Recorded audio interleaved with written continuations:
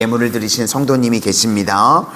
최두영 권사님, 은혜의 주님, 초청 대상자들의 마음을 매만져 주셔서 교회로 발길을 옮기게 하시고 복음을 받을 때 열린 마음과 열린 손, 열린 귀가 되어 온전히 받아들이게 하옵소서. 아멘. 말세에 우리 마산 성은교회를 통해서 구원의 방주와 같이 주님을 알지 못하는 영혼들을 예배의 자리로 인도하여 주시고 주님을 만나는 은혜의 시간이 되게 하실 줄로 믿습니다. 기도하겠습니다. 은혜의 주님, 오늘도 세상과 구별되이 하나님께서 택하신 주의 거룩한 백성들 기도의 자리에 나와 주님 앞에 기도와 간구함으로 나아가게 하여 주시니 감사를 드립니다. 저희들의 삶에 고난의 문제가 주님 앞에 엎드릴 수 있으므로 화가 변하여 복이 되어지는 은총의 자녀들 되게 하여 주시옵소서. 우리 마산 성은교회를 통하여서 수많은 영혼들을 구원하기를 기뻐하시는 주님, 저희들 전도에 미련한 것을 통하여서 주님의 복음 전하게 하여 주시고 주님 강팍한 영혼들의 마음을 녹여주시고 움직여주셔서 예배의 자리에 달려나오게 하시고 하나님 말씀이 깨달아지는 은혜가 임하게 하여 주셔서 예수님을 만나는 은혜의 역사가 임하게 하여 주시옵소서. 저희들 마음껏 주의 도구로 쓰임받기를 원하오니 저희들 건강을 붙들어 주시고 가정의 평안함을 더하여 주셔서 마음껏 주의 영광을 위해서 쓰임받는 주의 거룩한 백성들 다 되게 하여 주시옵소서. 예수님 이름으로 기도드립니다. 아멘. 오늘은 데살로니가 교회를 향한 감사, 데살로니가 교회를 향한 감사라는 제목으로 하나님의 말씀 증거하도록 하겠습니다. 오늘부터는 이제 데살로니가 교회에 보낸 두 번째 편지입니다. 이 짧은 시간밖에 말씀이 증거되지 않았죠. 단기 선교의 열매인데 능력 있는 교회가 됐습니다. 사도 바울이 딱 3주밖에 복음을 증거하지 못했는데 이 교회가 굳건하게 세워지게 됐습니다. 그런데 워낙 핍박이 심했던 곳이다 보니까요, 이 데살로니가 성도들이 어떤 마음이 들었는가 하면 살기가 싫은 겁니다. 너무 핍박이 심하니까. 그러니까 한 방에 끝내고 싶은 겁니다. 그래서 어떤 마음들이 있었는가 하면 주님 빨리 오셨으면 좋겠습니다, 이런 마음들이 있었습니다. 그러니까 재림신앙에 대한 너무 그냥 힘드니까 이게 지나치는 모습까지 가게 되더라는 겁니다. 그러다 보니까요, 일은 안 하고 그냥 주님의 재림만 바라보는 시한부 종말론 같은 모습들이 자꾸 보이게 되더라는 겁니다. 한마디로 이야기해가지고요, 데살로니가 성도들이 일상을 포기하는 일들이 벌어지게 되었습니다. 그러니까 우리가 원래는 이 재림신앙이 맞는 겁니다. 옳은 건데, 그런데 거기에다만 매달려서 다른 것들을 포기해버립니다. 일상의 삶을 포기해버리는 일들이 벌어지게 됐습니다. 그래서 이것이 문제가 있다고 해가지고요, 사도 바울이 급하게 다시 데살로니가 교인들에게 편지를 쓴 겁니다. 그래서 데살로니가 전서와 후서는요, 이 석 달 정도밖에 차이가 나지 않습니다. 바울이요 급하게 편지를 썼습니다. 이 당시에는 편지를 쓰는 게요 쉽지가 않습니다. 지금처럼 종이가 있는 것도 아니고요, 이 동물의 가죽에다가 써야 되고 여러 가지 비용이나 시간 면에서 쉽지 않은데 사도 바울이 급한 마음이 들어가지고 다시금 데살로니가 후서를 쓰게 되었습니다. 그래서 우리가 많이 인용하는 말씀 가운데 데살로니가 후서 3장 10절 말씀에요, 누구든지 일하기 싫어하거든 먹지도 말게 하라. 너무나 잘 아시는 말씀이죠. 이런 배경 가운데서 사도 바울이 쓴 내용이기 때문에 그렇습니다. 그러니까 일도 안 하고요, 너무 힘드니까 그냥 하늘만 바라보고 있는 겁니다. 그래서 사도 바울이 지금 너희들 뭐 하는 짓이냐, 일상의 영성을 가져야 된다, 그런 겁니다. 그래서 교회는요 매일매일의 삶이 하나님 앞에서 마지막같이 충성을 다하는 모습으로 살아가야 되는 거지, 아무것도 안 하고 손 놓고 재림만 바라보고 있는 거, 그게 무슨 올바른 신앙이냐, 이렇게 이야기하고 있는 겁니다. 그래서 성경에서 강조하는 것은요, 믿음과 삶의 일치입니다. 누가 보든 안 보든, 비상시든 일상이든 언제나 동일하게 하나님 앞에 나아가는 그런 신앙의 모습들이 되시기를 소망합니다.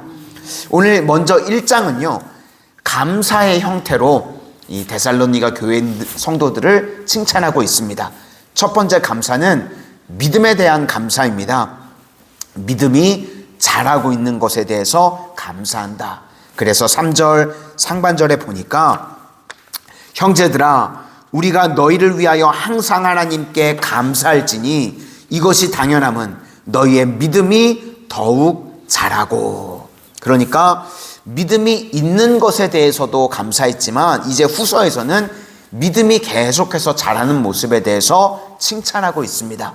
그래서 우리도요, 믿음은 사용하면 사용할수록 믿음이 자라게 되어 있습니다. 용불용설이라 그러죠. 사용해야 되는 겁니다. 우리의 믿음을 사용하면 계속해서 자란다는 겁니다. 그런데 우리의 믿음이 언제 자라는가? 때로는 우리의 상식과 다르다는 겁니다. 우리는 그냥 평탄할 때 믿음이 잘 자랄 것 같은데 오히려 극심한 핍박이 있었습니다. 데살로니가 교회에 핍박이 있었죠. 그래서 사도 바울은 사실은 염려가 됐던 겁니다. 저렇게 교회 핍박이 심한데 믿음 다 없어지고 위축되면 어떡하나. 그런데 데살로니가 교회는 그렇지 않았다는 겁니다. 환난이 그들의 믿음을 약화시킨 것이 아니라 환난 중에 믿음이 더욱 자라나는 모습을 보게 되었다는 겁니다. 우리도요, 똑같은 자극인데 반응이 다릅니다. 진흙과 얼음이 그렇습니다. 햇빛이 내리쬐면요, 동일한 자극이죠. 그런데 진흙은 굳어져 버리고 얼음은 녹습니다. 우리도 동일한 환난이 왔는데 어떤 사람은요, 마음이 더 강팍해지는 사람이 있습니다. 반면에 동일한 고난 가운데 어떤 사람은 마음이 그냥 녹아져서요, 주님의 은혜를 더 사모하고 구하는 모습이 되는 것을 보게 됩니다. 그래서 환난은요, 그게 진짜 믿음인지 아닌지를 보여주는 리트머스 시험지와 같은 역할을 하기도 한다는 겁니다. 그러므로 우리 성도님들은 삶의 환난 가운데 스스로의 믿음을 증명해낼 수 있는 주의 종들이 되시기를 바랍니다. 아멘. 두 번째 감사는요, 3절 하반절에 다 각기 서로 사랑함이 풍성해지는 것을 감사했습니다. 사랑은요, 한마디로 희생하고 주는 것입니다. 준다는 것은요, 사실은 나를 넘어서는 것입니다. 우리는 내가 죽고 예수로 산다는 것은요, 나를 넘어서는 겁니다. 그게 바로 사랑입니다. 그래서 사랑은요, 나를 통해서 흘러가게 만드는 것입니다. 그래서 사랑은 주는 것이 핵심인데요, 주기 시작하면 제일 중요한 것이 입장의 변화가 일어나게 됩니다. 우리가 뭐 세상에서도 누가 갑이고 누가 을이고 그렇게 따지는데, 주기 시작하면요, 영적인 갑이 되는 겁니다.